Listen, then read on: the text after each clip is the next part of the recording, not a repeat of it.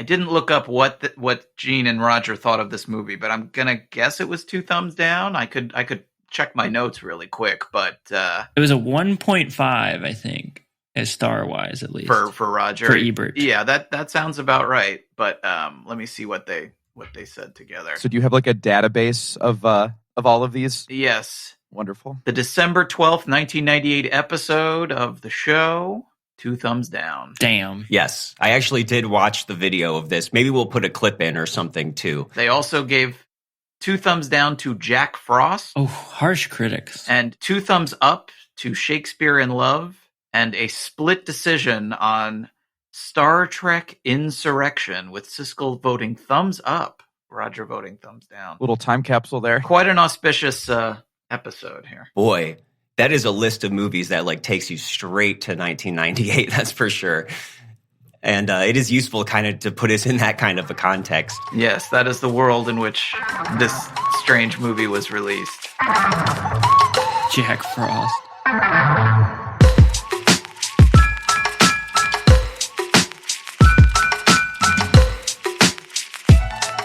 Hello and welcome to Unwatchables, the film podcast that gazes into the cinematic abyss to see if it also gazes into us. I am Marc Dottavio. And I'm Seth Troyer. And today we are joined by the great critic, author, and editor of ScreenCrush.com, Matt Singer. Matt's going to help us continue our month of high-profile misfires, disasters, or perhaps misunderstood masterpieces. Next up is one of the strangest and most foolhardy cinematic experiments ever released by a major studio.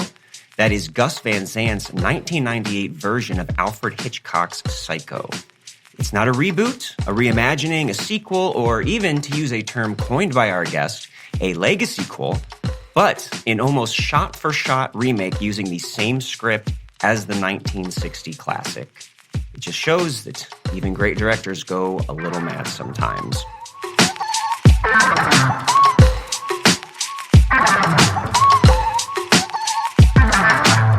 All right, now that terrible joke is out of the way, I am thrilled to welcome... Oh, I guess it was a joke. It went right over my head. It's kind of I've a never joke. been good with jokes.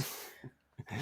But I am thrilled to welcome our special guest, Matt Singer. He is the critic and managing editor of ScreenCrush.com. You may have also encountered his writing in The Village Voice, IndieWire, and The Dissolve, or seen him on IFC News, CBS This Morning Saturday, and Ebert Presents at the Movies. In addition to all that, he is the author of Marvel's Spider-Man, From Amazing to Spectacular, and an upcoming book I am personally very excited for, which has an incredible title, Matt. If you wouldn't mind sharing that with us, assuming that is the final title. Well, it might be in flux a little bit, but it is definitely still called Opposable Thumbs, and then there'll be a subtitle. I mean, something like The Story of Siskel and Ebert. But yeah, it's a book all about Siskel and Ebert. Oh, great! And at the time of this recording, I mean, have you kind of just recently finished writing it?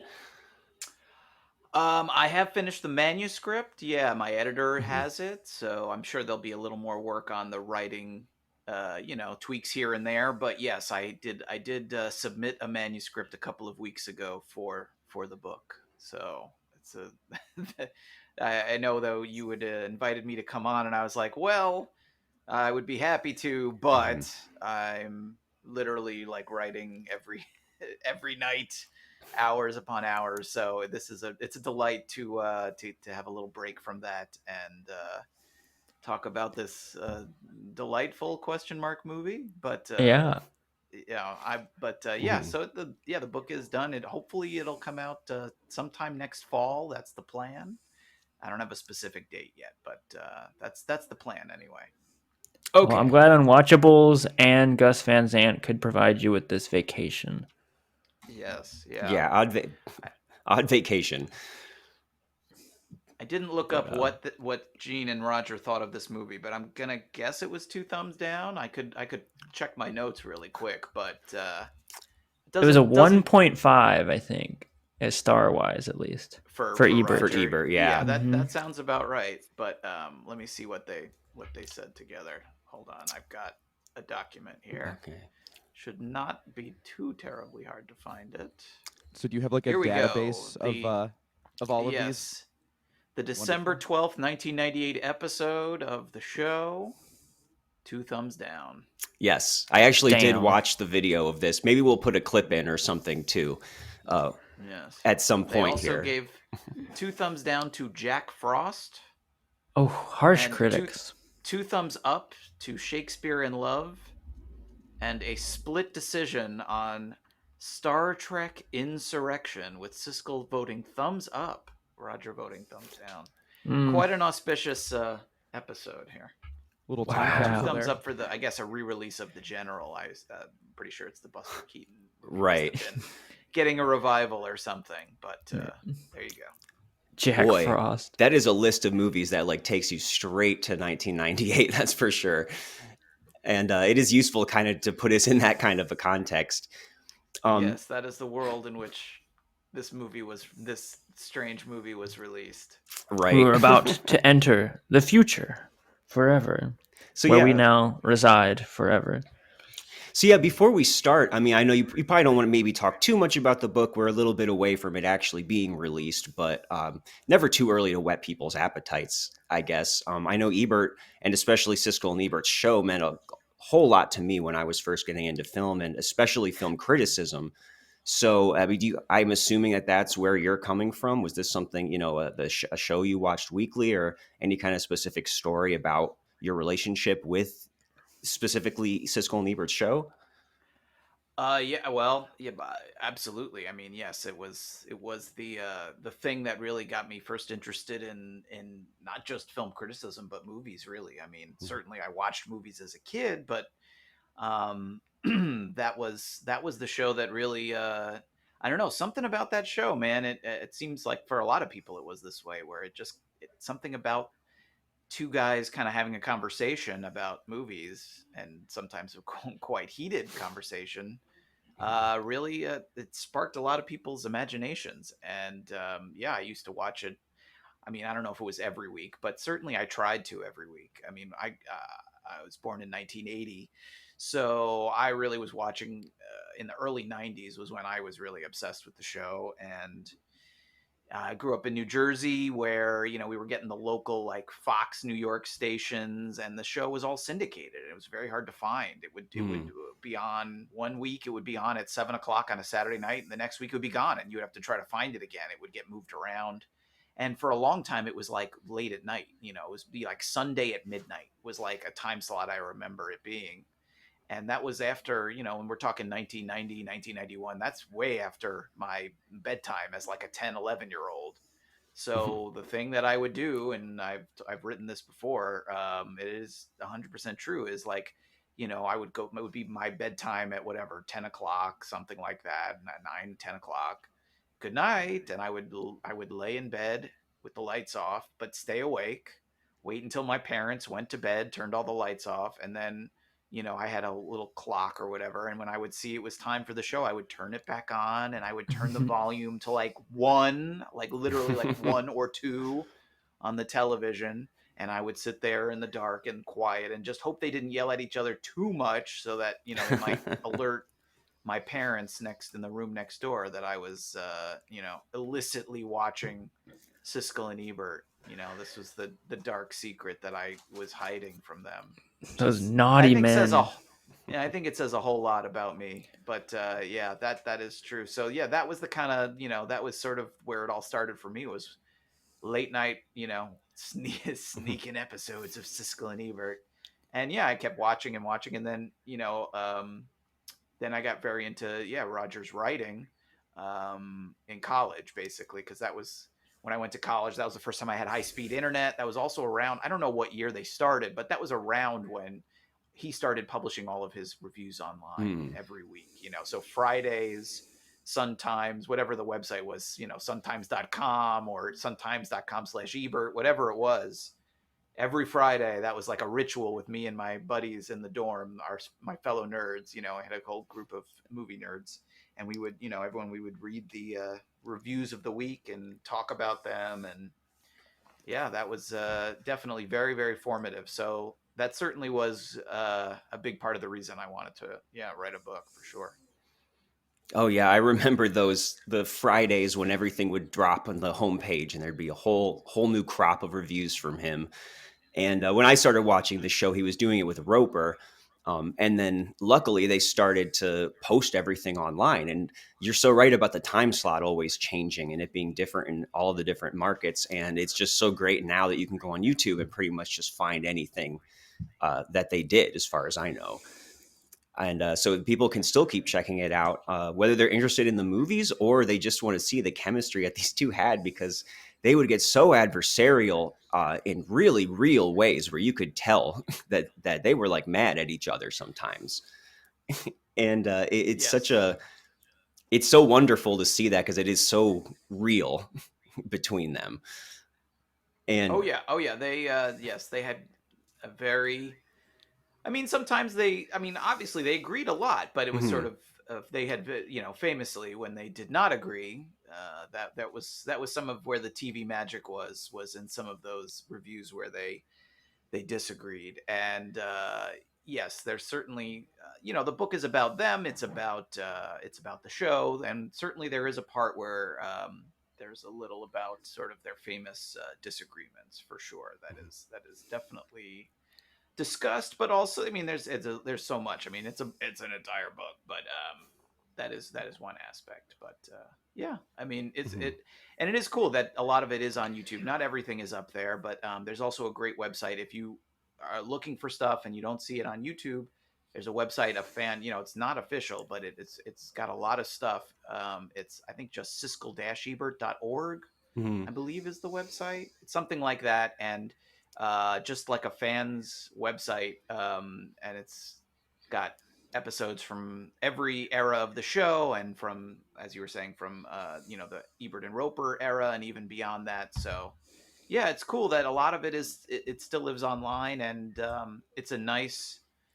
It's like that. I mean, obviously they're unfortunately not around anymore, but from like the mid '70s to the late '90s, there's, you can sort of find they reviewed almost everything.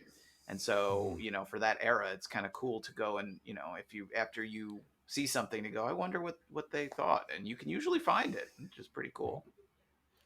So yeah, I can only imagine then the road that took you to actually being associated with the Roger Ebert Presents, like at the movies show. Which I remember reading a piece that you wrote on one of the anniversaries of his death about meeting him for the first time. And so I didn't know Right, if you wanted right, to right. share Oh anything wow. about that, or if you had any, significant interactions after that also. Sure. Yeah. So, yes, you're right. I have written about that. So, yeah, that was, like I said. I mean, as I hopefully conveyed. I mean, I was a gigantic super fan of Siskel and Ebert and Roger Ebert, his writing as well. Gene, and I'm not. That's not a slight on Gene. Like his reviews just weren't really online in the Mhm. same way that Rogers were. And he passed away very sadly, like as a very young man in 1999. He's like 53 years old. So it wasn't like, oh, I like Roger better. And when I was a kid, I didn't really have a preference. I liked them both, but it was just that Gene so sadly passed away. But Roger, kept working and writing, and you read his writing, you're like, oh man, this is fantastic. So yeah, very much stayed a fan of his all through the years, through college, and I went to grad school for film studies, and was still a very much a reader all that time. And then I got lucky and got to work in television a little bit at IFC for a while.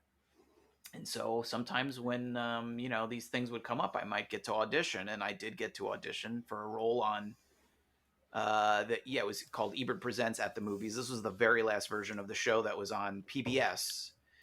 This was Mhm. after Roger, he had lost his ability to speak, but he was still involved with the show. He was kind of like the producer or the managing editor, I think was his title. And they had two hosts. It was Christy Lemire and Ignatiy Vishnevetsky were the hosts, and they also had contributing, what they called contributing critics, who would do like guest segments, and that was what I ended up doing on the show. So the audition that you're talking about, like I went and I auditioned, and basically after I did the audition, Roger's wife Chaz, who is a producer on the show and is a wonderful person, she was like, "Come on, I'll bring you up to meet Roger." And he was in like a little room. he was sort of watching the auditions in this little room on like a monitor. They had like a TV monitor set up, and I went in and he was in there. He was like sitting in like his like recliner chair or whatever, and he was watching, but he had his computer. And when I walked in, and I had absolutely no idea what to say, and I do not remember what I said exactly, but I'm sure it was completely incoherent and awkward. And but he was like pointing very insistently at his computer, and I looked over, and it was Blake Edwards, the filmmaker, had died, and he was writing the obituary for him while he was also supervising the auditions. So he was multitasking, and that definitely made an impression on me, that he wasn't just like watching, although he was also watching, but he wasn't, he was also at the same time, he's like pounding away on this obituary, which you can still find. And I think when I wrote that piece, I went and found it, and I was like, this is so effing good. And he wrote it like while he had like one eyeball on a monitor while he's supervising these auditions. It's sort of slightly infuriating that he could write something so good while also doing other things. But I guess, he was certainly, you don't need me to tell you he was a very talented person. But yeah, that's my story of meeting him. And then I did, meet him a few other times. And because I did work on the show, I got to interact with him quite a bit. I don't know, quite a bit, but a bunch of times. And yeah, that was really cool. He would give feedback on my segments, and that was awesome. It was really like a dream come true. Or, frankly, it was more than that, because I never thought I would friggin' work with him. That was absurd. But yeah, it was great. He was very encouraging and nice and funny, and yeah, it was awesome. It's amazing. Yeah, that is such a great story. I love that. Yeah. So I'm super looking forward to the book. When it gets to be around that time too, we'll let everybody know when the release date is and everything too in future episodes. So yeah, that's the reason that we're here today is because for the month of November, we are tackling basically misfires, flops, high profile disasters. And our last episode covered basically the would-be blockbuster area of that, where we talked about Cats and Space Jam 2. Those kind of are in their own category, where they were, meant to make a ton of money, lost a lot of money, everybody hated them, and arguably were made by hacks, for a kind of less generous word. And that is not the case with the Psycho remake, because with this, we are talking about a director who has made several great films and is very renowned, who is Gus Van Sant. And yeah. And this was a big swing for the fences, you could perhaps say. At the time, he was his passion project. It sounded like like he was bothering them to do it for years, I guess. And then it took him finally doing Goodwill Hunting for them to finally say yes. Absolutely. This was what he expended his capital on, from having a huge hit. This was his blank check movie, in the parlance of another podcast, basically. Right. Yeah. Whatever the kids are into. This is what he cashed it in on. Yeah, it's kind of an absurd, but that's what he wanted. Yeah, even at the time, I don't think anybody would have had any idea that this would be what he was interested in. I would assume, like, looking at this movie, if I had to guess, he was forced to make this movie, and then they would say, okay, now you can make your gay street kid movie, My Own Private Idaho, that doesn't make any sense to us, or whatever. But instead, it's actually, he did My Own Private Idaho before this, and this is like his passion thing. It's really weird. It's interesting that this is where it all wound up. And that's one of my favorite movies too. I absolutely adore that. And Drugstore Cowboy's great. I love what a lot of the more experimental stuff that he wound up doing later on in his career. But this does like stick out as sort of like emergence of the two Gus's, I guess. That's what I always kind of observed about his filmography. There are the Goodwill Hunting movies that are, kind of Oscar baity, that are just regular movies that a lot of people like. And then there are like Elephant and Last Days that are these like non-linear, strange, like low budget indie films. And this one is kind of emergence, because on one hand, you think it's like absolutely like a big studio, like this is a money grab, but at the same time it's like made in this, which we'll get into, this sort of bizarre way. It's interesting. I would actually argue that there's 3 Van Zants.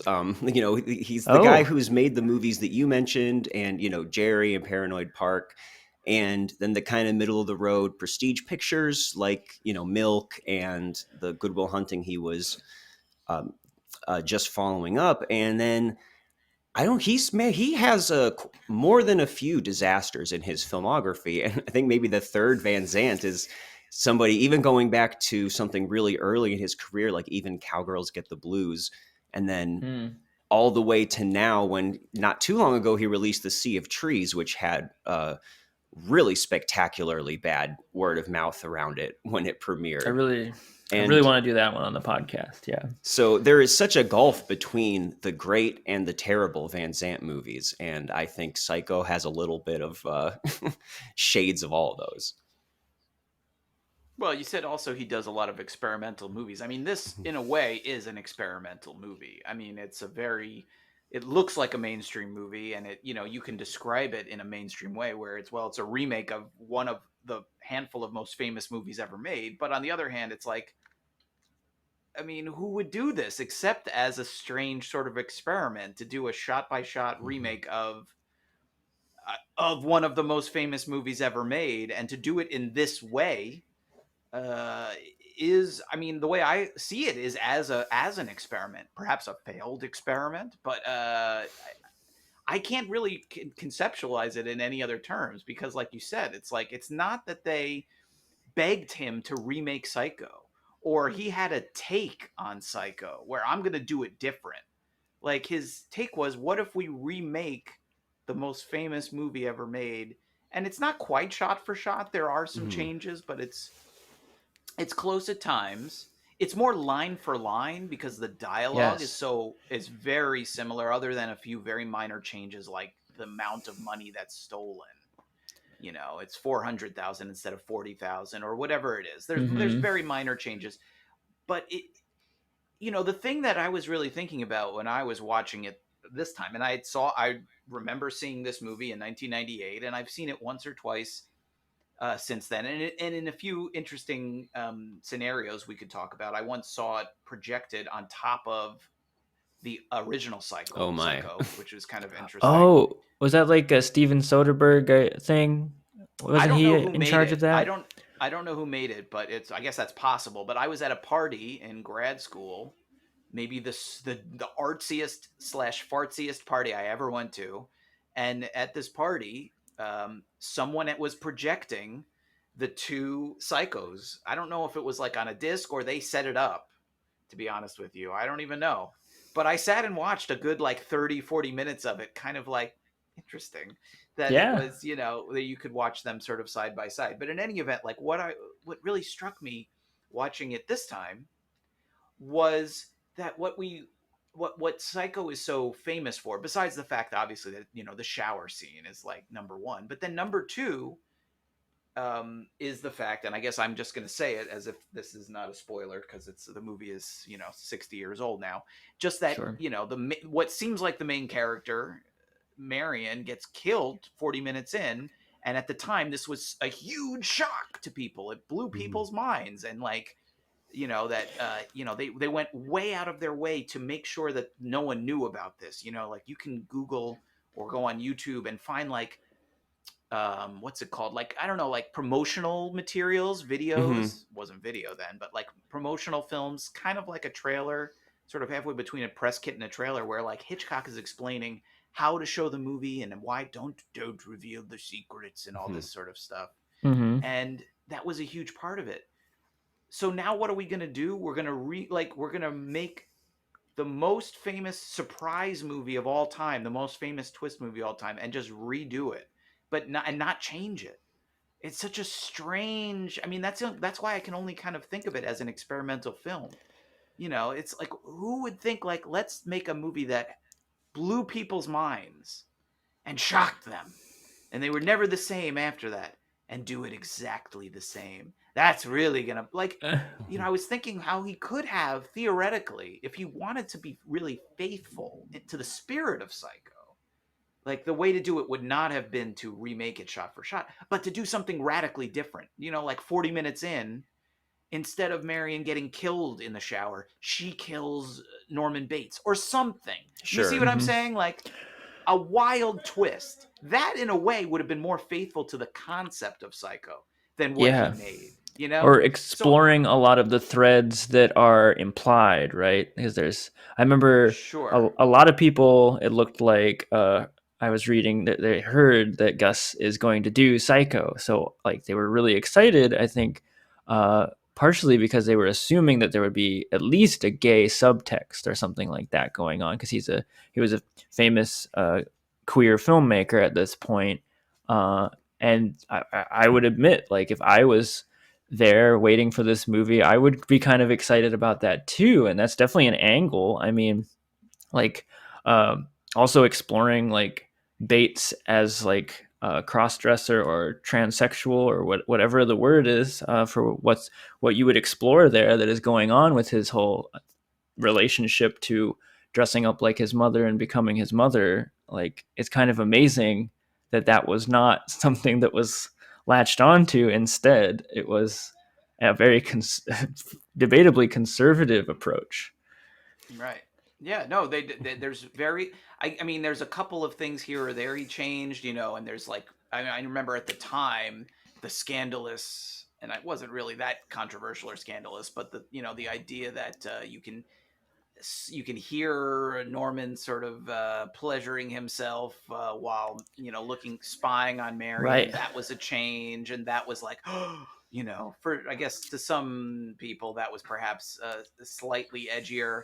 And there's a few things like I didn't remember that, like in the beginning of the movie you see Viggo Mortensen's tush. He's got to get naked in all the movies. That's a little different. And then like there's some suggestiveness in that early scene with Anne Heche is kind of like, what does she say? I have it in my notes somewhere. She says she has a line about, they're talking about whatever they're saying, and she says, "I'll lick the stamps." Lick the stamps. I wrote that down. And she glances down at his his nude body, and so it's a little more suggestive. Yeah. And of course, there's like a shot of Anne Heche naked at the end of the shower scene. But really, like you're saying, there is a lot you could have done if you made a less direct remake with this material, even in 1998, much less watching it now, which is a very strange added layer because this was the quote unquote modern Psycho. And it looks, I mean, in some ways, it looks almost more dated than the original movie.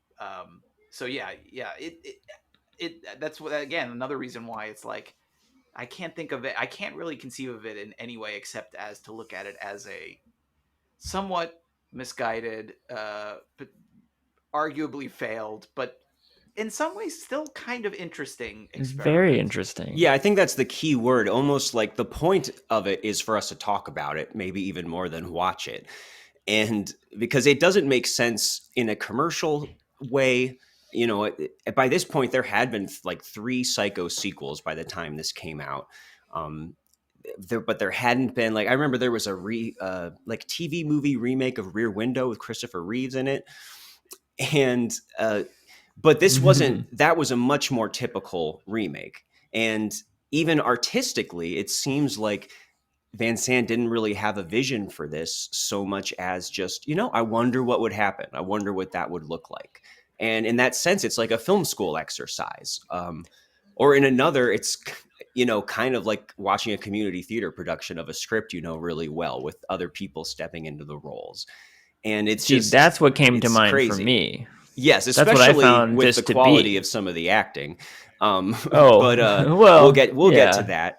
But the way he does I think that's it, kind of the issue, it's hard to tell if the acting is bad or if the scene is not working or if it is because it's a perfectly capable actor like Viggo Mortensen saying things that were written for a 1960s audience for a 1960s actor to say. And it does, the main thing is it just forces you to keep thinking about the original. So it's not something that exists on its own, really. That it would be really bizarre to watch this without having seen the original Psycho, and God forbid you ever do, because that would be a really strange way to get into that film. But I couldn't help but think about it though. Like, Yeah. what would the just like this strange movie that I was just thrust into if I did not know what Psycho was? Because Psycho is like, it reminds you just how crazy Psycho is. Like, let alone just like the fact that the main character dies in the middle. There's just so many like weird structural things in that movie that you're just like, I don't know, like sometimes in almost like weird obtuse ways, yeah. But it does remind me, it kind of, I can continue to see through lines with My Own Private Idaho in this, which in My Own Private Idaho there is this, I forget if it's King Henry VIII or something, but it's part of it is them doing like a reboot of Henry VIII, the Shakespeare play. They're like saying these sort of like, they're pontificating in Shakespeare ways, but they're like modern street kids or something. And this feels like that, it's only with a movie script, which like we're very used to this tradition now of like Baz Luhrmann doing Romeo and Juliet in like an updated fashion, but still saying the lines that like obviously you wouldn't say in 1990s LA. But here we are in 1998 and they're saying like 1960s lingo, which is really interesting and strange to come across, and definitely in this weird tradition of like, which we're kind of in, where we do see movies like classic movies almost at that level of Shakespeare. Like we are very guarded about our canon and like very worshipful to that point. I don't know. Yeah, and I mean, just again, for anyone listening maybe who hasn't seen it, the main thing is that it's not exactly shot for shot. A lot of it is trying to do that, but it is in color. It updates the setting from 1960 to 1998 in very minor ways. Really, they did get Joseph Stefano, who wrote the original Psycho, to make those changes, even though there's really not that many. So it's interesting they did that. But they also got Danny Elfman to recreate Bernard Herrmann's score, which in my opinion is one of the best film scores, maybe my favorite. I mean, it just carries so much weight throughout the first half of that movie with building tension. But yeah, if not this, Taxi Driver, you know. yeah, the other ones would probably be by him too, as far as the best ones. But it just doesn't really seem to commit one way or the other, because it's not an exact shot for shot remake. There are changes, but not enough really to be significant. So it's in this weird middle ground, almost like he messed up his own experiment because he threw too much stuff in there. I don't know. Is there anything you like, Matt, that you thought was interesting that he does in this movie?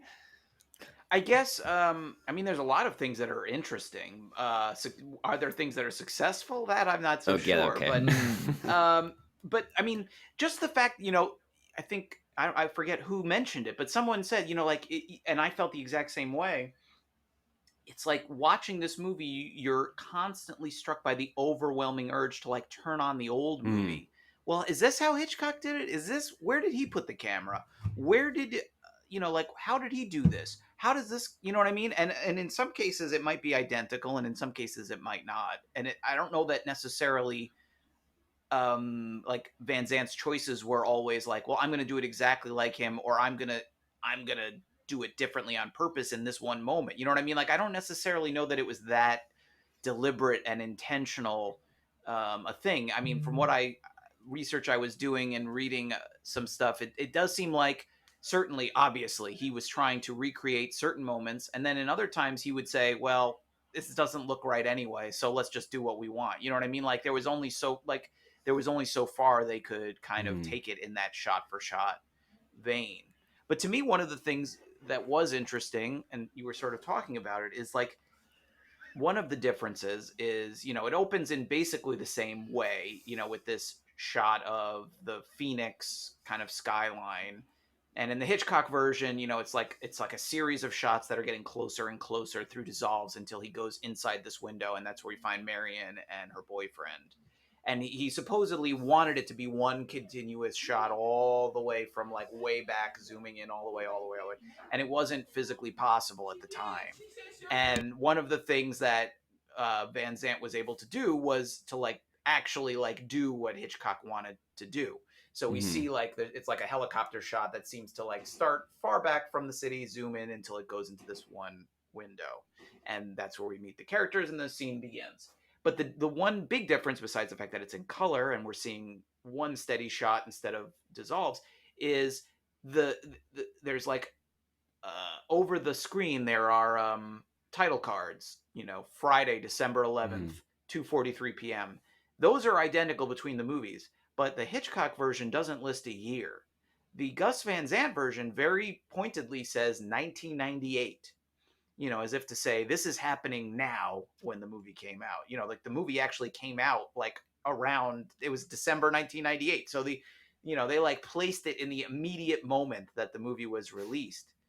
And yet very little of this movie feels like modern in any way. You know, like the characters do not dress for the most part in modern clothes. Supposedly, like the costume designer thought they were making a period remake, and so showed up with a lot of clothes that would have been appropriate to the early 1960s, or at least would have seemed kind of old-fashioned retro. And Gus Van Sant was like, well, we're making a modern movie, but I like these clothes, so let's just go with it. And so what you have is like most of the characters look like totally out of time. You know, Norman Bates is like walking around in like a corduroy blazer and slacks. You know, Arbogast, the private detective, is wearing like an old-timey suit and a fedora. Yeah. You know, like he looks like somebody out of the 1940s. Forget about the 1960s. Vigo's a cowboy. Vigo's wearing like these cowboy shirts, which maybe like 10 years later were kind of in fashion in Austin. Like if he lived in Austin, maybe, but like not in 1998. Like that, yeah, he's totally like in the wrong time and place. The only person who looks modern and sounds kind of modern to me is Julianne Moore. You know, she's like wearing headphones. Totally agree. But it's not just the headphones, which are kind of a hilarious choice when so much of the rest of the movie seems totally out of 1960. But just her hair, the way she carries herself, her clothes, her line deliveries. She just feels, and maybe it's because it's Julianne Moore, who is such a presence of 90s movies. You know, like a lot of my favorite movies from that period star Julianne Moore.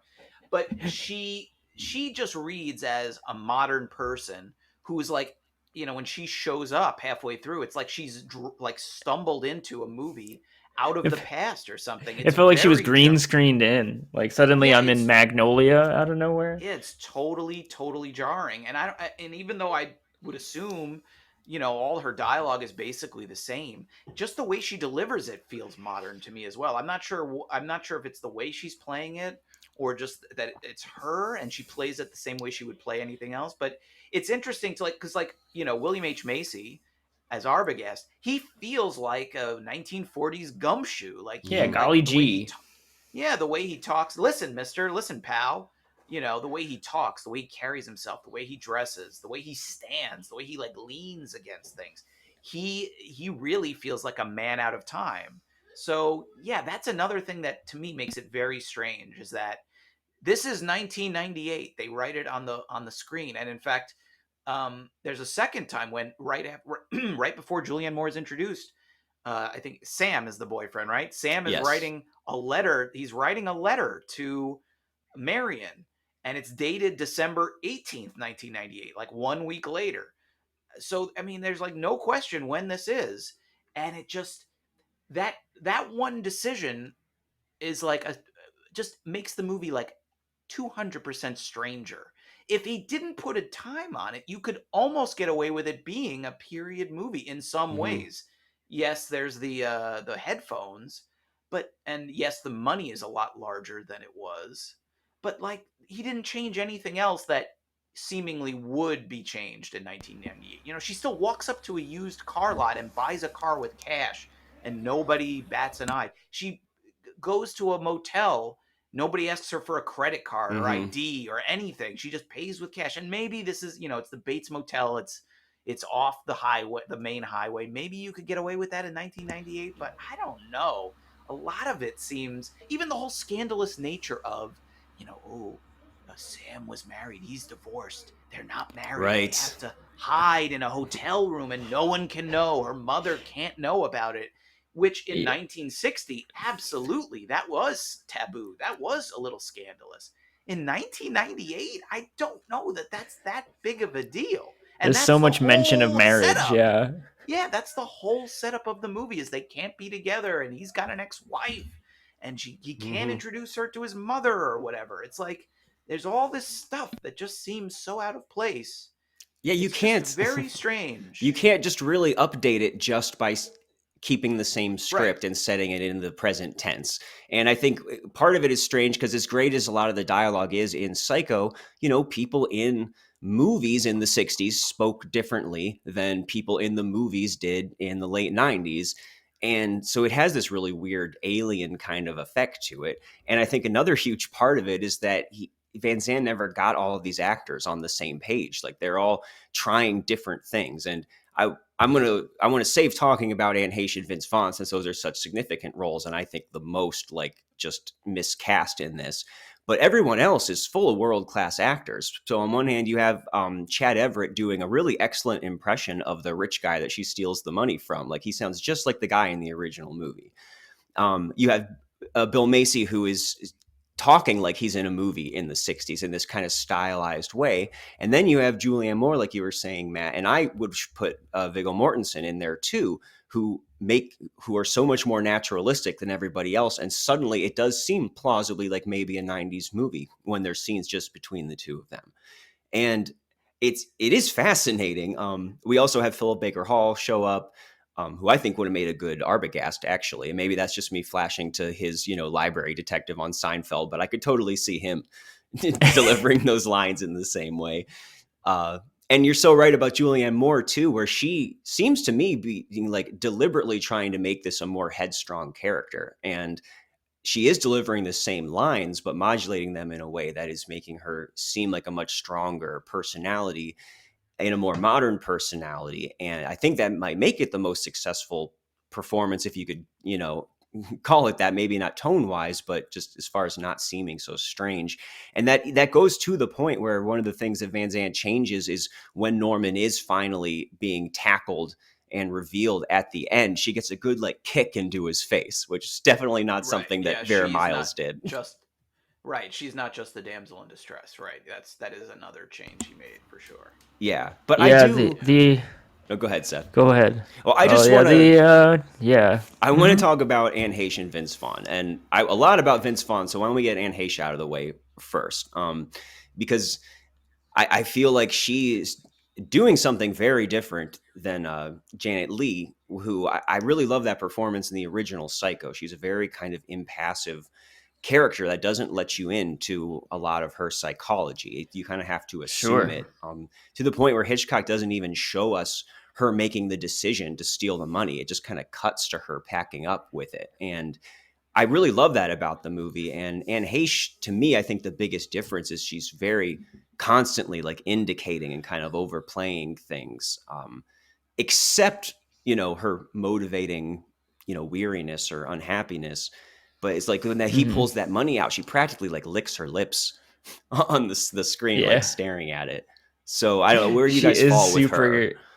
She's a little campy. I do feel that. I like her look though. I just find her I like watching her. I like her hair. I don't know. I like following her. There was something that I did enjoy about her being cast in this role. I did read that she had never seen Psycho before she signed up for the role and had only seen it once by the time of shooting, which is very interesting. And I watched this making of feature that was, I guess, on the E channel at one point on YouTube, which was really weird and interesting and had a bunch of behind the scenes footage of a lot of what was going on, which was it seemed same day, well, should it be modern or should it be not modern? Should I wear this hat? Is that too flashy now? And she seemed very into the improvisational aspect of it and playing with the layers of modern versus classic. I guess one of her ideas was that Vigo was trying to make her his character was trying to make her modern, and she was trying to stay classic or something. And so there was like some weird thought process going on, like with I think like with a lot of these actors, like trying to be on their they were all on their own page, it seemed. So it was interesting to at least get a window in there, but yeah, I don't know how great of a job she does just like brass tacks acting though. Yeah. I honestly don't have a huge problem with her in the movie. I think she delivers a totally fine performance. I mean, what you're describing, where it's she's asking questions and it's not even clear how modern or retro or vintage she's supposed to be, or I mean, I feel that energy in the movie. I don't necessarily know that that's her fault. I would say that's more of a fault of the direction, perhaps, than the fault of the actor. And I think she's very watchable in this movie. And I like her with Viggo Mortensen in that early scene. They are a little flirty. I think that scene totally works. I think she's good all through her part of the movie, actually. And I mean, yes, she is. She's a little bigger, a little broader in her reactions to certain things, but she also doesn't have a lot of dialogue. So, she's acting. So right. Whenever I watch it, I don't sit there and go, "She is wrong for this part." I think she's fine. I just don't think that. Again, that I don't know that the movie necessarily knows what it's doing all the time. You know what I mean? So I have a hard time asking of her for consistency or a clear vision, because I don't know that the movie provided her one, or the movie has one overall. In terms, if you want to then segue into Vince Vaughn, Perfectly cast, right? Yeah, Oh, I think yeah. well, there it's sort of a strange kind of it's like a doubly strange thing, because I don't think is a great performance.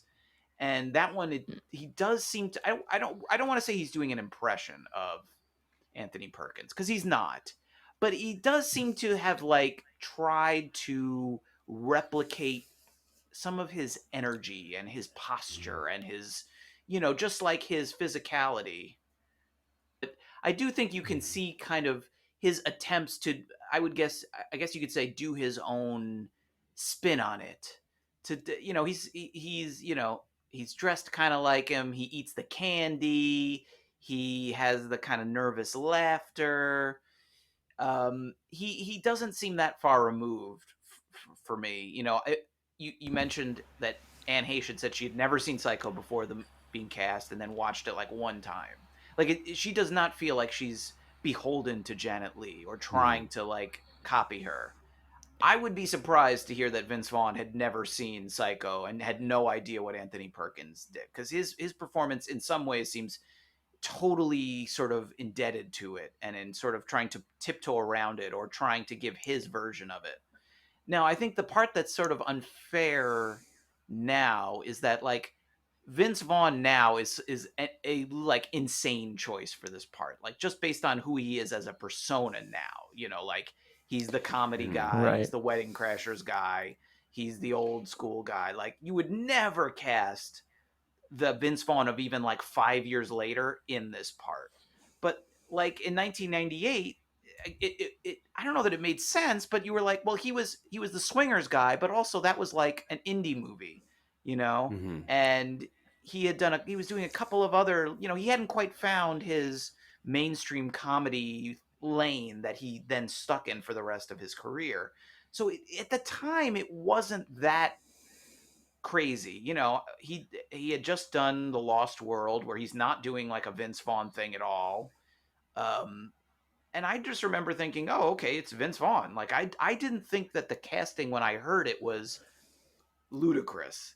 Now, when I watched the movie, I didn't necessarily think he did a great job, but I do think in hindsight, it's even harder to sort of watch his performance, because it's very surreal now to see Vince Vaughn as Norman Bates. Whereas I think in 1998, it was not surreal. It might not have been a great performance. You might have sat there and gone, this isn't working for me. But I don't think people would have gone, how did they wind up casting this guy? Which now I think if a young person went in cold to this, they would be like, I'm sorry, who's playing Norman Bates? Yeah, it is something that I observed in the making of feature, that you can tell that he is very nervous.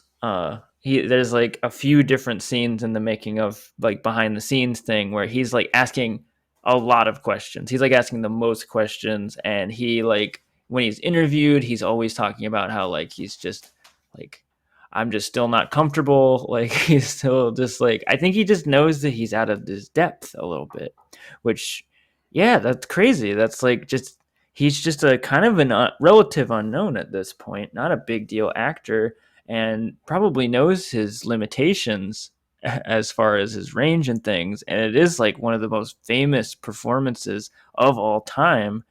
It's kind of like asking an unknown to just go be Orson Welles in the Citizen Kane remake, or something. Like just go do that and feel very confident while you do it that you're making the right decisions, that will please people. It just had to have been a nightmare. I do think it's a bizarre choice, regardless of how we feel about him now. His like body type seems very different. Just like I just would not see him in a lineup and be like, that's Norman. It feels like Norman. And again, like only if you were going to follow that thread of making Norman particularly different. Like if this was where they were going to jump off from a new point with the character, but they don't. So all you are left with is just putting him in this bad position where he's has to just do a Norman impersonation essentially poorly because he's not even close to what that guy is like, even just in his physical makeup.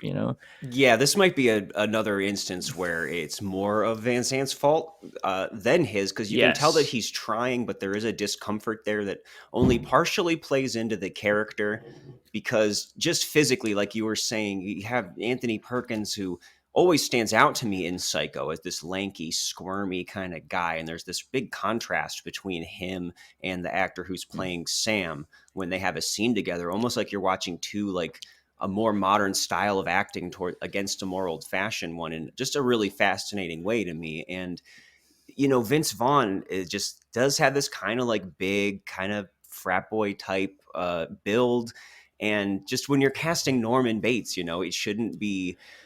She shouldn't look like he played football in high school and that he needs to shave twice a day. Like Right. He it got just beat up by Vince Vaughn in high school. right. But he does Right. he does try, but Vince Vaughn is not a more good naturally like a performance. Sam. If you're gonna you know what I Right. mean? Like if you're gonna cast him as anything, you'd go, oh yeah, he could play Sam. Like he would sort of fit into that role. You could see that. Maybe he's not like the ruggedly handsome Sam, but like he, physically, like you're saying, I think yeah, he probably does fit a little more into that physical mold. Yeah, I think it's a reckless kind of choice, and an instance of Gus kind of dropping the ball a little bit and just being a little like, sure. I feel like that's how Gus operates on his more like indie films or more experimental films, where it's just like more of a new wave approach of just like whoever's in the room, like let's get him. Sure, I know that guy. Let's just get him in here. And it kind of felt like that with Vince, where it's just like maybe he just was like talking to Vince one day and was like, be in the Psycho remake, be Norman Bates, with that like mischievous Gus smile that he has, which again, like throughout all the making of that I watched, he had this like shit-eating grin on his face the whole time of this like very like wily like punk. I'm doing a punk rock thing, aren't I?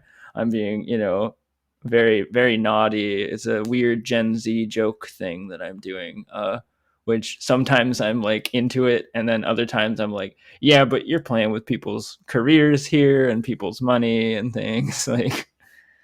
I will say, and I mean, like I was sort of half defending Vince Vaughn, that that long rambling answer. I do want to say that like I think the thing that he screws up that I wouldn't necessarily blame on Van Zandt and would blame on him is just the thing that Anthony Perkins has that's so great in Psycho is, yes, he seems a little odd, but he also is so likable and sweet when you first meet him.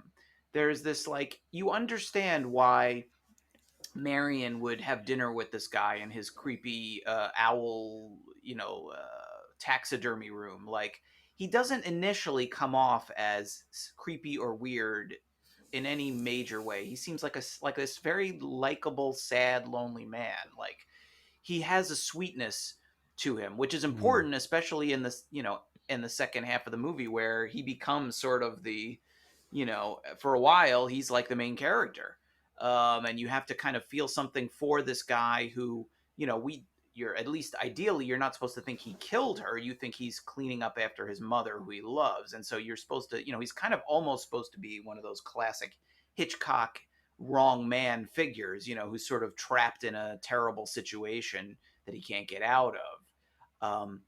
Vince Vaughn doesn't have any of that. Like he immediately to me comes across as this super mondo creep. Like he just has this weird, like unsettling energy. And then, within seconds of getting her in that back room, he starts kind of like, he starts like going off in these weird directions, and he gets angry and he looks intimidating. And yeah, it's like, to me, if it was like, if I was Marion Crane, I forget about going back to my room and taking a shower.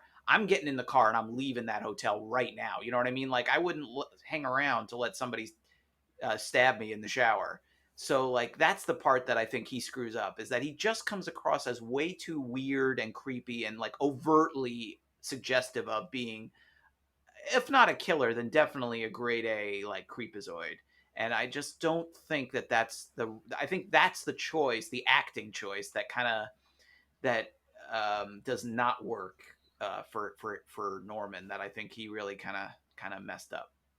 And the perfect case in point for that is the most notorious change, I think, in the movie that we've already mentioned, where he takes off the painting on the wall and is staring at her in the bathroom and is very obviously masturbating, which just, I can't help but wonder what the hell like Van Sant was thinking about that, because it's taking something that in the original movie is very sinister and suggestive, almost mysterious. Like you're thinking about, oh, why is this here? Why, does he do this with everybody? What is he looking for?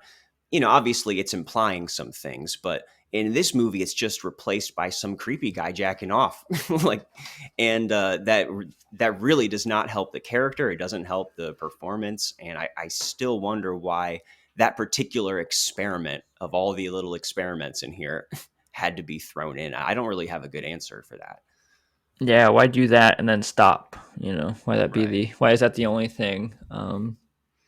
Yeah, and I mean, like the 1960 version of him, without all the very explicit stuff, implies all of that without making it explicit. And I think when you make it explicit, you sort of like it takes the audience, it puts them at a remove, because we can all sort of think about, well, what would I do in this situation? Would I be a peeping Tom? But then when you layer in like, oh yeah, I would be watching this woman and jerking off, it's just like it immediately makes it, he's Hitchcock was like playing with the voyeuristic aspect of cinema, that we're always sort of looking at people. There's that, the movie is kind of the peephole. You know what I mean? Like every movie is that way. We're always kind of peeping on the people on the screen. And there's so many examples of that throughout all of his movies, from Rear Window to, I mean, there's a million of them. Dial M for Murder. There's so many examples of like that sort of, voyeuristic energy, in a way that I think taps into something subliminal in people's minds. But then when you make it about a guy, whacking it, it's like that is like does the opposite. Instead of sort of subliminally speaking to that like lizard part of our brain that enjoys watching people, it's like it takes it to this place of like, I would hope most of us cannot quite relate to that sort of behavior. Yes. And it just sort of immediately sort of instead of like kind of bringing you into this strange, alluring, disturbing moment, it has the opposite effect. It takes you out of the moment. It suggests, well, this person is nothing like me. I would never do anything like this. And it kind of puts I don't know, it again, when you're making a shot by shot thing, it has this interesting effect of having the opposite sort of, that moment has the like almost opposite psychological effect on the audience that the Hitchcock version has, even though it is still basically the same with just that one quite important and notable change and addition. Well, now I'm imagining a version of Rear Window that where Jimmy Stewart's literally just getting off and like Yep. looking at his neighbors, and it's like that really is missing the point. Oh yeah. Oh yeah. And the other big flourish that Gus adds here that seems like one of the more obvious visual flourishes is these surreal quote unquote images that he throws in every once in a while, like when William H. Macy gets killed, and there's a couple other instances. That's the There's a other few thing in the that jumps shower out at scene me. too. Yeah. Yeah, where Yeah, it's just like a shot of a field. There's like handheld footage or something. A woman like looking There's a very like sexy and mysterious, and then with a I don't know. blindfold It's there's a not. on, cow. very surreal. The cow in There's the a road. Yeah, cow. Yeah, when it's really Arbogast is not killed. even that much. It's just like three flashes. It's not even like a strobing really effect going on. It's not even that surreal. It just like takes you out of it. I felt that was also like this thing that could have been interesting, but it's just like I don't know. It seemed like lazy, like at the last minute, something to throw in there. There's a lot of those in here where there just felt like in the editing room, he was just like, I don't know. I'll just try something. I don't know. Yeah, I think I've already said I think this movie is interesting, and it's like and I watched it a bunch of times, and I never really like walk away thinking I wasted my time. But I do think Mm-mm. that the things you're speaking about specifically, these like very brief inserts of these random images into the murder scenes, I just think is dumb because like again, you've made this thing that's so close to the original that to make these tiny little changes and to do it so briefly, it's like what is the point? Why make something so close and then deviate in these moments in such minor ways that it's like of all the things we know, like the things that people know visually so well, it's the shower scene. Like of all the things to copy and not change, like to me, those are the moments that if you're gonna be really faithful, like that's the stuff that people are looking at. And yeah, why is there like a naked lady and a cow when Arbogast gets killed? Like it just doesn't make any sense, and it doesn't really add anything. The other thing that I think of when you watch, especially the shower scene in this movie is, the original movie is black and white. Famously, they use chocolate syrup in the shower and all that. The thing that color does in this is it makes it, at least to me, maybe this is my hangups, it makes it so much harder for me to buy that Norman Bates could clean this up and get away with it, because there's all this blood. I think they, not only is it red, it's like there's more of it in this scene, you know what I mean, than in the Hitchcock version. And there's blood everywhere, and he's like mopping it up with this dingy mop that looks like Mhm. it's 100 years old.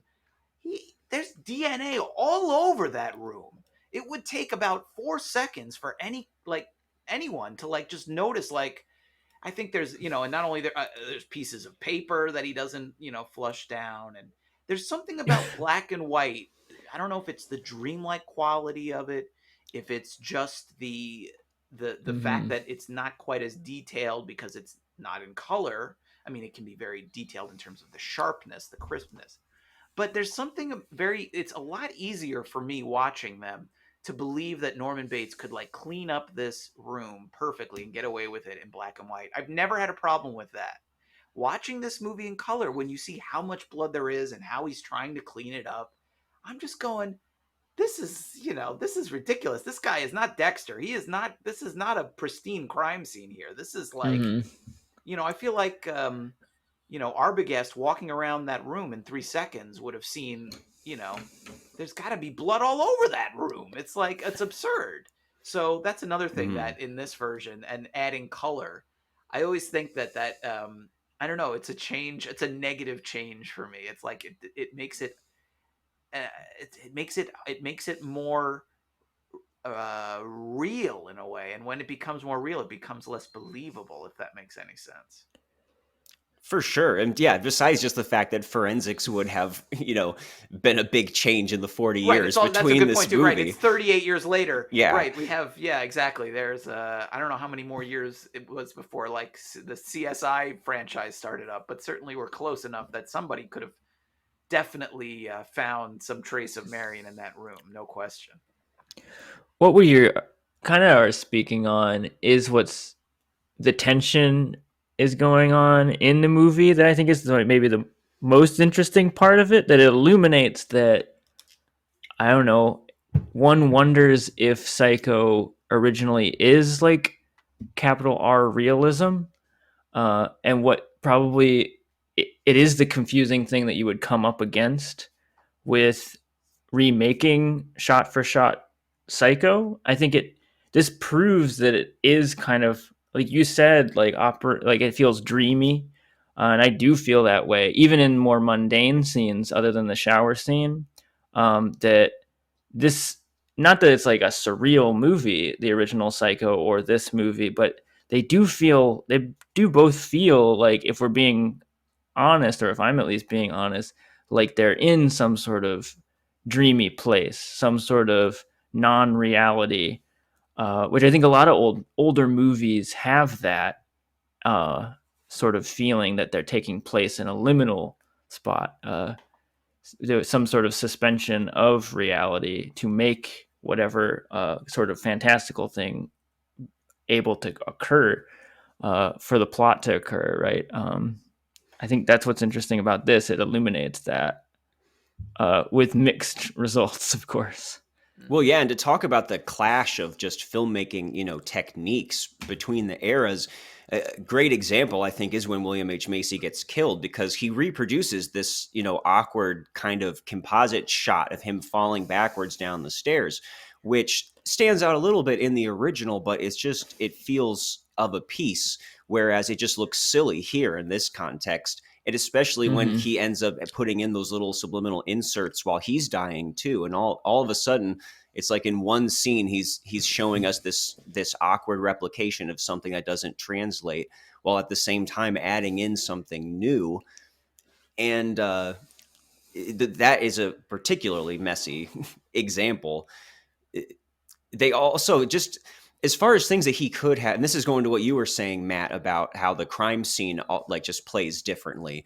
The scene at the end with the psychiatrist, which is infamous from the original film. A lot of people, myself included, think that's like the one big flaw of the original Psycho, is we get this long drawn out explanation about exactly what's going on. And Van Sant again passes up an opportunity maybe to mess with that a little bit, either improve it or change the language or just get rid of it or something.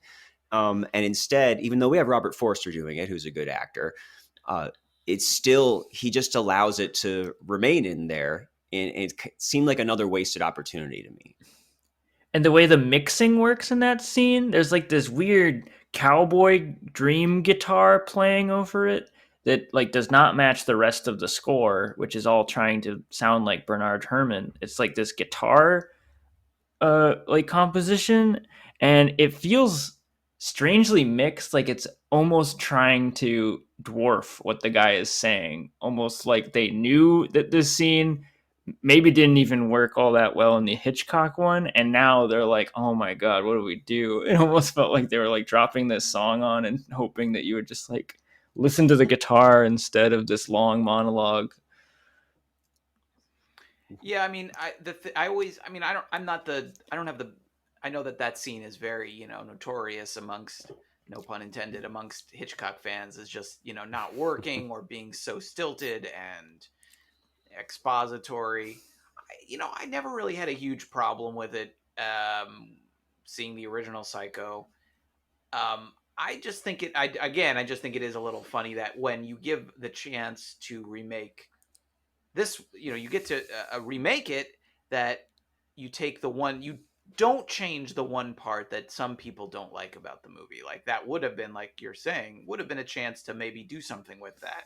Throw in some flashbacks, throw in some, I don't know, shots of the murders, do anything. I mean, or don't include it at all, potentially. Mm-hmm. But they chose to play those scenes fairly, again, very faithfully to at least the script of those scenes. I don't think they're shot visually exactly the same, but the explanation of Norman's, psychosis or whatever his condition, whatever you want to call it, is basically the same, and the backstory is basically the same, and the way the material is explained is the same. And yet, as I'm sitting here thinking, it's like he doesn't change any of that. He does mostly shot for shot or line for line. And yet, what's one of the other things that he changes? He changes the look of the Psycho house, which is like the most famous house in the history of movies. It's like to this just kind of like bland looking house. It's like that may Weird also brick. be like when you were talking about before with like Gus Van Sant's kind of like, I'm doing something punk rock. Like that's maybe that's that energy. I don't know, but that's such a strange choice to be like, we're gonna make Psycho now. We're gonna do it almost exactly. We're gonna follow the script. We're gonna follow the plot beats. We're gonna do the shower scene. We're gonna do the ending that nobody likes. But we're gonna change the most famous. The Psycho house ain't gonna look like that. Not gonna be in here. Boring old Right. house that you would never even look twice at. Yeah, that's what we're gonna do. They're people are gonna So blend. weird. So weird. Yeah. And, I do want to give a little shout out to the TV series Bates Motel. I don't know if anyone else here has watched that. It's kind of an uneven show, but I think has some really high highs in it along the way. And it does exactly what we're talking about, where, it does update, to a modern time, but it also does in the final season bring in Rihanna as Marion Crane. And it does end up setting it up and then subverting it in a way that you are not expecting after all that time. And Right. that seems like a great example of a way that you could do that without just thumbing your nose at the audience for the sake of a surprise. Like you could maybe actually go somewhere productive with it. Even I think on the audio commentary for this, Van Sant even stumbles upon a better idea, which they're talking about the original book that Psycho was based on by Robert Bloch, which is very, very different from Hitchcock's version. He's Norman Bates is this overweight, really strange, gross kind of, psycho. And there's all kinds of differences as well, the way the story is told and everything. And at one point, Van Sant is talking about it and said, hey, you know what? Maybe it would have been more interesting to have just adapted the book more faithfully. And it just shows you there's an idea, there's an idea, at least there's an idea that you could be consistent with maybe. Right. Yes.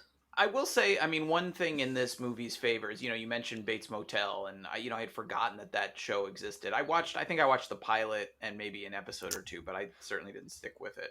Oh, not a good pilot, but yeah, maybe I don't blame you. Stick with it. Yeah, it gets better. But I was thinking this movie exists and was made in 1998, and it just seems like it belongs to a different, arguably better, stranger era of Hollywood where they hadn't quite perfected the sort of mining of IP unto death, like the writing these things into the ground in the way of, what could we do that wouldn't trample on we would make a prequel. We would do how did Norman Bates get to be this way? We'll do a TV show about the Bates Motel, or they just announced, we'll do Camp Crystal Lake before the Friday the 13th.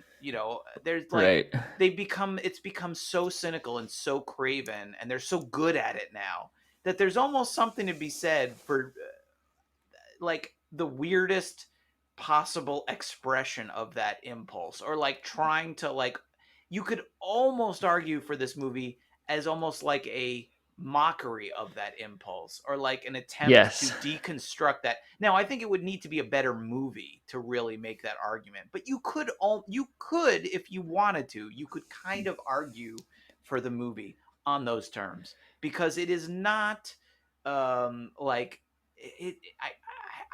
I don't think it's trying to be a purely satisfying, entertaining thing for if you loved Psycho, you'll love Bates Motel. If you love Friday the 13th, you'll love Camp Crystal Lake. It's if you love Psycho, you'll love Psycho. exactly the same, but with not as Yeah. good performances and ugly, garish colors and a hideous Bates Motel and Bates House. It's boring. It's like this is not a good sales pitch.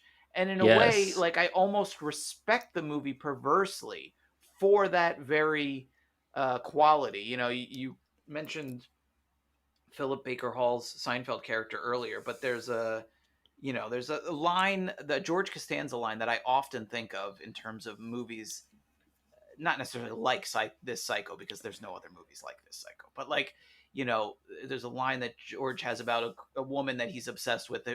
She hates him. I think it might be Jerry's girlfriend in one episode, and she doesn't like him. And he becomes consumed with an obsession about her because she doesn't like him. And he says, "This woman hates me so much, I find it irresistible," something like that. And that's kind of Yes. how I feel about Psycho. It's like this movie doesn't Yes. want you to like it. It's like daring you to hate it. And there's something to be said for that. It is not like puppy dog eyes looking at you going, "Look at me, aren't I so clever? And isn't it this so much fun?" It's like, Oh, it doesn't have that energy that so many movies these days have. And so in a way, it's like there's kind of like an fu energy to it that I kind of have to respect. I don't Do I have to like it? No. Do I have to respect it? I kind of do. I almost in spite of man. myself. I'm totally with you on this, and you're kind of articulating what I was feeling with this, which is like now it feels like IP is handled in this way of like maybe the audience doesn't even care about this, like whatever it is that they're remaking. There isn't even like a demand for it, but we're going to like remake it anyway and like apologize for like all the like things that would be deemed problematic or something, or like ways that there's no way of updating this that happens, really not in a real way. Like again, like we were saying, like he could have like added a gay character or made Norman explore more of that aspect, or like uh also it's still like a totally white cast and everything like that, which would have definitely been something changed, I think, obviously for the best in like a remake now.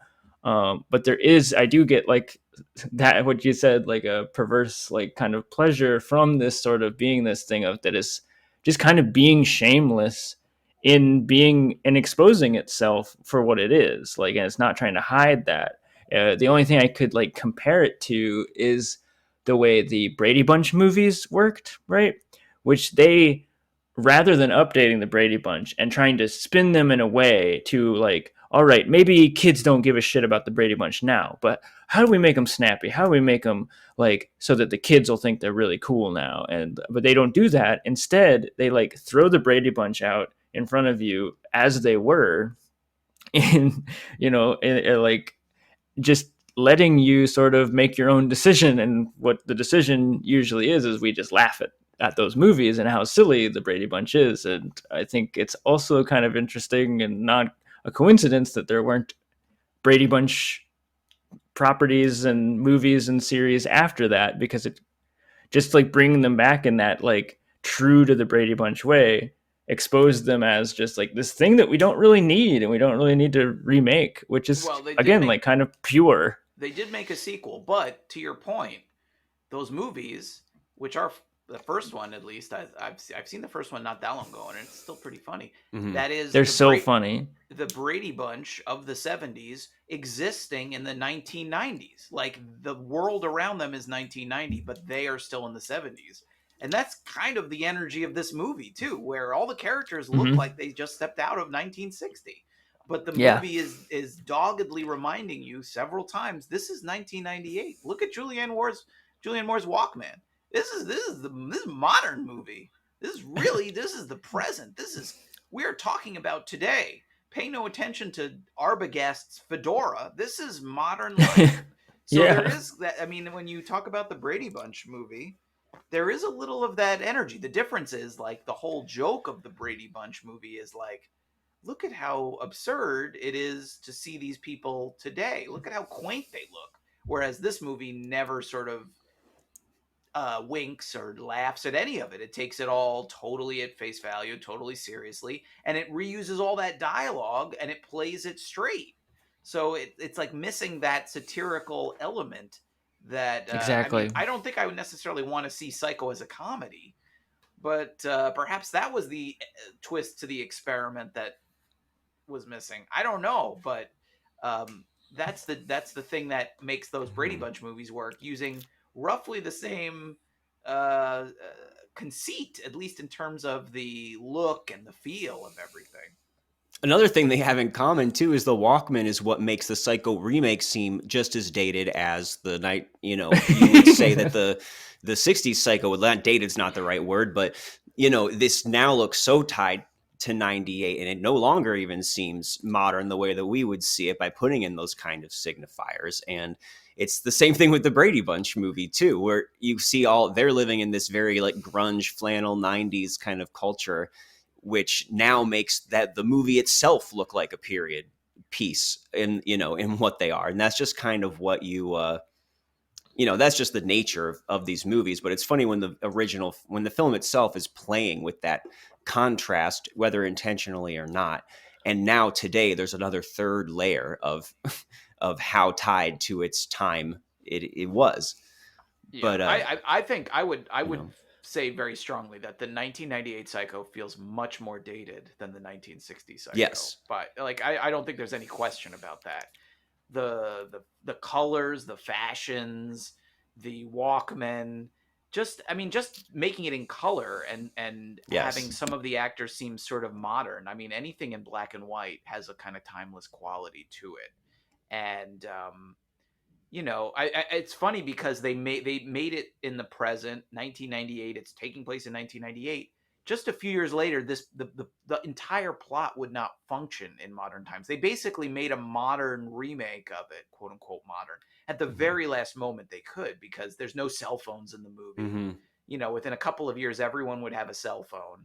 Arbogast's whole Arbogast element is like dependent on, and the Marion element too, come to think of it. It's all about like she disappears, and it takes a week to realize she's basically gone missing because she doesn't have a cell phone. Like nowadays, if someone stops texting you for 25 minutes, you think something's tragic has happened to them. Like here in this movie, it's like it takes like a full week before Julianne Moore shows up in Fairvale looking for her, and Arbogast follows her. And then Arbogast goes to the motel and he has to find a payphone to call them.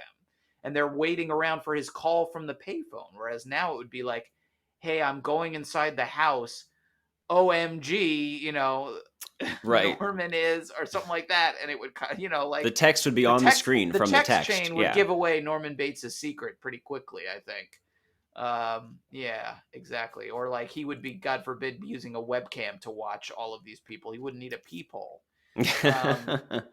So yeah, I mean, it just feels dated in a way because of that. It's like it's a modern remake that now, I mean, it's 25 years later now. I mean, the original movie was 38 years, I believe, between the two, and now it's 25 years after that. So when you make a modern anything, you're sort of cementing it into that time and place, and then eventually that time and place will pass by too. So yeah, and that I think, in a way it gives it an interesting quality because it's now tied to that time, but it's just, it may not feel as modern as you want it to be after a few years. Yeah, so that's the thing what makes it very interesting to talk about. And perhaps the one thing that Van Sant does accomplish, which is doing an experiment so that we can kind of see the results as scattered as they are. And we can have a conversation like this.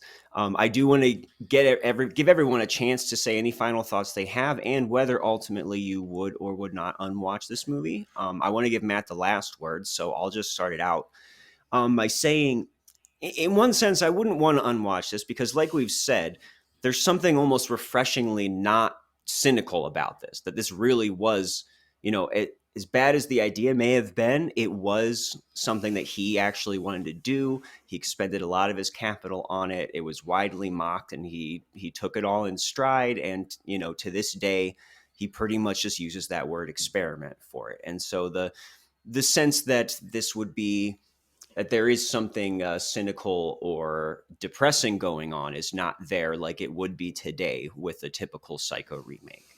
The actual act of watching it does start to wear quickly on me. The novelty wears off, I think, relatively quickly. And there are, of course, the problems that it doesn't really commit either to, updating or improving or changing or any of those things. In that sense, I mean, on any normal scale, I would say I would probably unwatch this movie. I definitely have no plans to watch it again. Although it really does, every moment of it makes me want to put on Psycho and keep thinking about that movie. So if maybe I could just change watching this into watching the original, because it's constantly dangling that over you and making you think about it. So that's kind of where I'm coming from. But what about you, Seth? See, I definitely fall on a more positive side with this. I do think it's a failure, but it's a very interesting failure, which I think that's a mantra I've said a lot on this podcast, and I will continue to say. As I think it could have been a very boring, like, new remake also, like, compared to what we got here. I think what's interesting is what it's playing with, and that it is like one of a kind.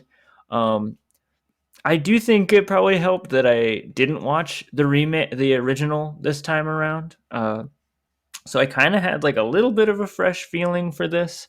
I still had, I mean, I've seen the original so many times. It definitely like, I had it in my mind the whole time and I could remember everything. Um, but it is interesting to see it as this cinematic oddity.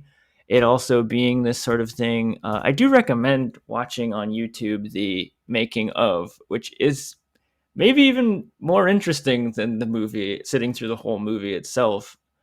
Just like it's maybe more interesting to talk about this movie than to actually watch it. Like a lot of experimental things in the world, because you see them working through, and like it must have been a very fun process, like at least like day to day, because it is very like up for debate. Like every day, it was always like everything they approached was like, how close do we want to follow? Do we want to update this? Do we want to update that? Do we want to try it this way, try it that way?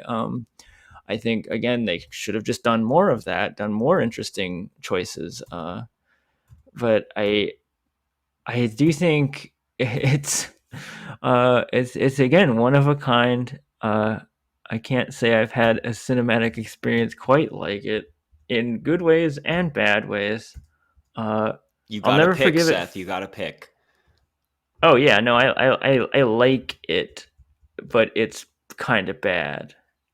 There you go. I picked. Yeah, that's what I'll say. All right. So no one watch from you. No way. All right. All right. Well, the floor is yours then, Matt. Yeah, I would say pretty much similar things. I mean, I would not unwatch it. I've seen it several times, and I mean, I was the one who willingly chose to watch it when you Right. asked if I wanted to be on the show, and you gave me a long list of movies. The one that I thought would be interesting to talk about was Gus Van Sant Psycho. I hadn't seen it in a while, and I just thought, I was curious to kind of revisit it, and I found that I still did not like it, but it is a movie that I am always intrigued by to watch, because it is unusual, and it is I mean, just the fact that you can call it unusual while also it is it is it has the very rare quality of a movie where it is both utterly familiar and so unfamiliar at the same time. It occupies a very strange space. It's a remake, which we get a lot of remakes and reboots even to this day, but not like this, not in this way, not in this fashion. And yeah, it's the kind of thing where you can't really like recommend this movie to someone, but it is a fascinating, even if failed, experiment. It really is, and I've enjoyed talking about it. I enjoyed rewatching. I didn't know if I enjoyed rewatching it, but I'm not bored watching it either. Like, I sit there and I'm sort of struck by it. It is, it's a very curious object, and maybe again, like, we get so few like really curious objects from Hollywood, especially these days. Like, sure, you can find a little weird movie anywhere, anytime. There's lots of them every year, and that's great. But like the studios, as safe and conservative as they were in 1998, they're way more safe and in their choices now. And I know it seems absurd to say that a remake of a famous movie would be a strange or edgy choice, but the way they went about it was very weird and very ill-advised even. I mean, so I have a soft spot in my heart for anything like sort of where someone like blows $40 million on a weird ill-advised thing. I don't even know if that was the budget, but I guess that's what makes me say, yeah, I have watched it before. I'm almost certain someday I will watch it again. Maybe someday my kids, we watch the quote unquote real Psycho, and they say, and I tell them about this one, and they want to see it. I'd show it to them and be very curious to see what they thought of it. I think it is an interesting text. I am glad it exists. I'm glad there aren't more of them, but I'm happy to have this one. And if someone wants to make another modern remake of Psycho today, I would be very interested to see what that looked like. I don't think it's a good idea, but I would watch that movie too. Yeah. All right. Well, that kind of sounds, it's, you talking about it like that make me think about our discussion about Cats, because that's kind of where we ended up with that too, that this was such a spectacular failure in a way that you don't often see, in an ill-advised way, that it was a lot more fun to watch than Space Jam 2. And this is no Space Jam 2. If I could unwatch Space Jam 2, I would unwatch Space Jam 2. Absolutely. I would definitely do that. Oh, for sure. Yeah. I don't know. The punk rocker and you can't help but love this kind of thing that is not necessarily even being precious with canon and things that people hold so high and mighty. I don't know. It's easy to get so like caught up in that, I feel like, which is, it's important to have a canon and have classics and things, but it's easy to make them just like way more important than they are. Again, not saying that it's like a fantastic movie, but I find that interesting. I just to bring it back to the beginning for a second, I don't know if anyone read Ebert's review of this, but it opens with one of his kind of classic tidy little takedowns. He says, "The most dramatic difference between Hitchcock's Psycho and Gus Van Sant's shot-by-shot remake is the addition of a masturbation scene. That's appropriate because this new Psycho evokes the real thing in an attempt to recreate remembered passion." That's pretty fair. I thought that was a fun Ebert zinger. That's classic Ebert right there. All right. Well, Matt, I want to thank you so much for coming on. This was a really fun conversation, and you brought so much to it. I definitely want to encourage everyone to check out Screen Crush. Matt is always posting things on Twitter, articles and lists and reviews that I always click through to. And I've just personally a big fan. We are definitely going to be looking forward to Opposable Thumbs. I hope you keep that title in some form. And but right now you can get Marvel's Spider-Man from amazing to spectacular, which is another really great thing for Spider-Man fans, full of artwork and interviews and all kinds of things. That really is a blast. So I want to thank you, Matt. And is there anything else that you wanted to, bring to our attention or plug maybe that you have going on like right now? No, I think that pretty much covers it. All right. Well then, again, thank you so much for giving us your time and for this. And, if our crap paths ever cross again, maybe it'll actually be with a good movie. We did all right, Mark. We had a nice time. It was like I said, I was the one who picked it. I have no one to blame but myself, and I don't regret it. So, but no, this was a lot of fun. Thanks for having me. All right. No. Can regrets. we plug my shot-for-shot remake of The Sweet Smell of Success? Yeah, sure. Thank you.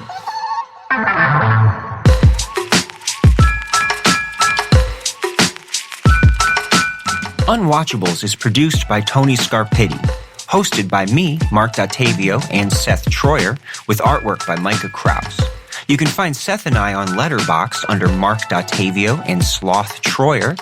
You can also check us out at unwatchableспod.com for links to our Twitter and Instagram, or support us on Patreon for bonus content and to have a say in what we watch. Thanks for listening.